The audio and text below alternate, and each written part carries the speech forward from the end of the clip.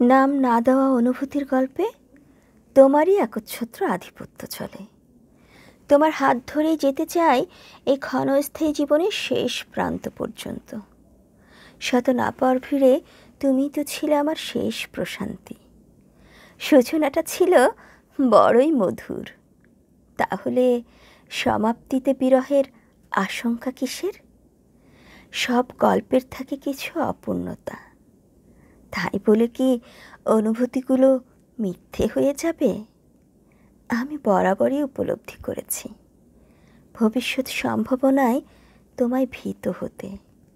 আমি বুঝি না এর কারণ, বিশ্বাস করো বুঝতেও চাই না আমি। কেন বলতে পারো?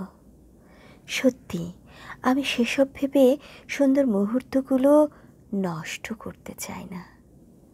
চলো না ভেবে নেই, সময়টা থমকে গেছে, একাকার হয়ে গেছে আমাদের প্রেমের সন্ধিতে। যদি বাস্তবে তোমায় ধরে রাখতে নাই বা পারি, খুব কি বড় ক্ষতি হয়ে যাবে বলো? চলবে তখনও অলিকটরে তোমার সরব বিচরণ। সাধ্য কি হবে কারো তোমার সেই পথের বাধা হতে? ভেবে নাও, এই ছিল আমাদের প্রণয়ের সবচেয়ে বড় প্রাপ্তি।